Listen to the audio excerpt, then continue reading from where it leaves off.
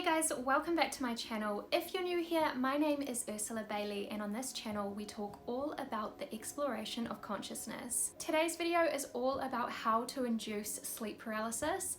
And I know what you're thinking, why would anyone want to do that? Sleep paralysis is often spoken about as this super terrifying experience where you wake up in the middle of the night completely paralyzed. And what follows has been kind of documented throughout history. According to folklore, the term nightmare actually referred to a sleep paralysis experience rather than any old bad dream. So a mare was said to be like a goblin type entity who would sit on the sleeper's chest at nighttime. The old hag or the night hag was a westernized interpretation of the sleep paralysis entity that took the form of an old woman or a witch. The incubus and succubus are kind of like the hypersexualized version of the phenomena. The first mention of these guys goes back to an ancient Sumerian tablet that dates around 2400 BC. The tablet is known as the King List and it includes the hero Gilgamesh, whose father was supposedly a sleep paralysis entity. Back then it was believed that a woman could actually get pregnant by an incubus. There's the jinn in Middle Eastern traditions, the kanashibari in Japanese culture. There are many more versions of sleep paralysis entities littered throughout all sorts of different cultures in history. I have made a few videos in the past about my own experiences with sleep paralysis, so I will link those in the description if you want to know more about my personal experience. But sleep paralysis for me was essentially a gateway to lucid dreaming and astral projection.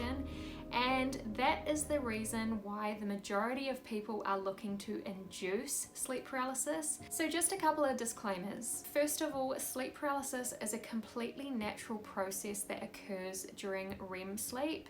And the reason why we get sleep paralysis is to prevent us from acting out our dreams. It's not so much that we are inducing sleep paralysis because we're going to go through it whether we like it or not. What I'm really teaching in this video is how to kind of override the biological processes so that you can stay conscious during sleep paralysis. Secondly, sleep paralysis is not the only way to have an out-of-body experience or a lucid dream.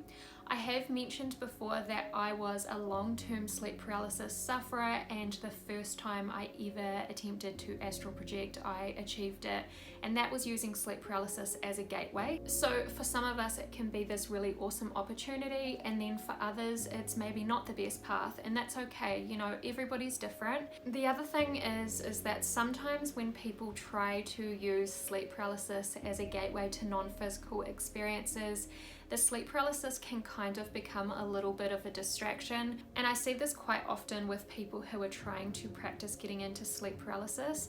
It's almost like they overanalyze every body sensation and they're kind of sitting there waiting for something to happen or lying there waiting for something to happen.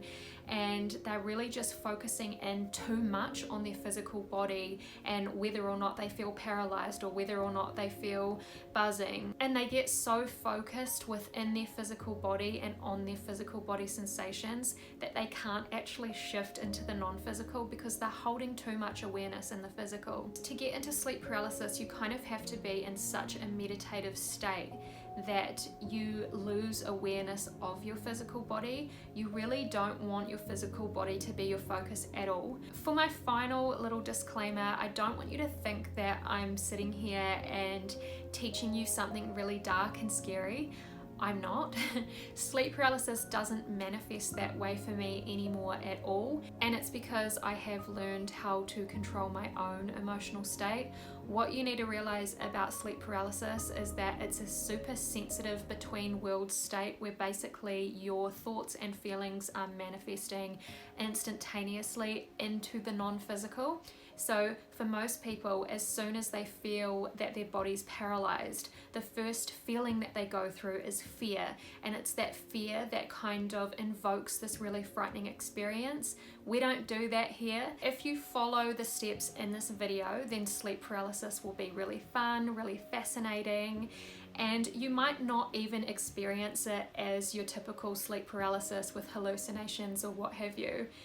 you might just experience it as the vibration state. So if you've ever heard astral projectors talk about the vibration state, it is exactly the same thing as sleep paralysis. It's just that if you're experiencing it as the vibration state, then you have likely learned how to hold a 0 point frequency and how to hold a positive emotional state, which will mean that you will be able to have a positive experience with sleep paralysis. If you are committed to this path with, be it lucid dreaming, astral projection, reality shifting, whatever you want to call it, then you are likely going to experience some form of sleep paralysis at some stage. So even if you didn't want to induce sleep paralysis, it's still a really good idea to learn how to navigate it.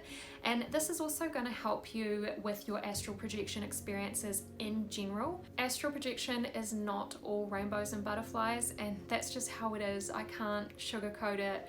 But hopefully this video will show you that you hold the rainbows and butterflies within, and ultimately you have the power within any situation to make it go your way. You don't have to experience anything you don't want to experience. By default, this video is not only going to teach you how to navigate sleep paralysis, it's also going to teach you how to navigate any sticky situations in the astral. Okay, so let's get into the technique. And I'm not going to talk about the wake back to bed method today because I have talked about it before. But the wake back to bed method is a good technique to induce sleep paralysis as well.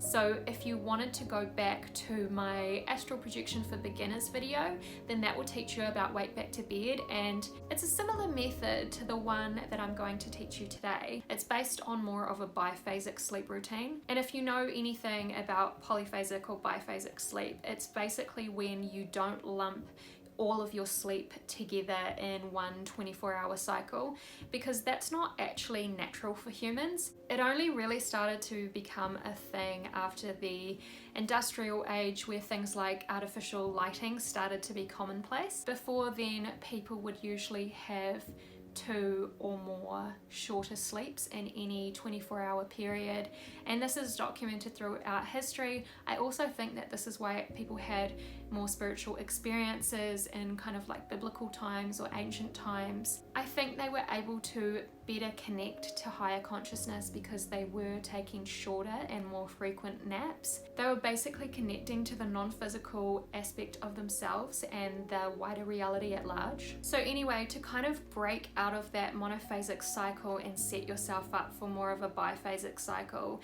and by the way, you don't have to do this long term. You can just do this whenever you want. Don't feel like you have to switch your whole sleep cycle. But to break out of your usual monophasic routine, what you first want to do is kind of have like a super late night, super early morning situation going on. So almost try and sleep deprive yourself a little bit. So go to bed a lot later than usual, wake up a lot earlier than usual, and go about your day. When you get home from work or whatever you do during the day, just try and have quite a relaxing evening. So what you want to do is kind of have like an early dinner and maybe a hot bath or a shower and kind of just start winding down. You're going to want to have your first sleep quite early in the evening, so between 6 p.m. and 8 p.m. And this first sleep is just going to be a nap. So set your alarm for about an hour. When you wake up, you're going to want to stay awake for at least an hour, but around 2 or 3 if you can. If you end up staying up for 4 or 5 hours, that doesn't matter, but around the 3-hour mark is what seems to work really well for me. Definitely play around with it and see how it works for you. When you first wake up from that nap, you're probably going to feel quite groggy, so what I like to do is just have a nice cup of tea or some water, and then I'll start setting up a ritual. Ritual is actually really powerful for astral projection. And it doesn't need to be any specific ritual, it can just be what works for you. When you create a ritual, you essentially put intention behind action. So you're taking actions, setting the ritual up, and behind those actions you have an intention. And this is really where the magic lies for any spiritual practice. When I'm setting up my ritual, I will play some meditation music, I'll dim the lights, I might tidy up a little bit, I'll light some incense, and then I might do some scripting or write some affirmations. I might write about the things that I plan to do in my astral projection experience. Perhaps I want to visit some past lives, the Akashic records, perhaps I want to go to another dimension. Those are the kinds of things that you can script. Or you can just write affirmations like, tonight I will astral project. You can do something like this, and then to finish you can just do maybe a light meditation. Or if you have any astral projection based books such as Astral Dynamics by Robert Bruce, then I would highly recommend that you use that as your reading material, and that will just kind of help to cement your intentions. And finally, once you've been up for a few hours, simply go back to bed. Again, once you lay down in bed, it's really important not to get distracted by trying to induce sleep paralysis. You don't want to focus on those kind of body sensations at all. You kind of just want to focus on relaxing yourself down into a deep meditative state, almost to the point of dozing off. But as you're relaxing, you can recite a mantra in your mind, and this will help you to hold on to awareness. So you could just use your name as a mantra, or otherwise just any meditation mantra that you're familiar with and you like using. And you're just going to relax and focus on your breathing and keep reciting that mantra. This exercise alone could put you directly into sleep paralysis, or you might just start to doze off a little bit, and then suddenly you'll remember that you're supposed to be reciting your mantra, and when you do, you'll regain awareness and find yourself in sleep paralysis. The mantra itself will actually help you to control the experience. It's important that you remember that sleep paralysis is not dangerous.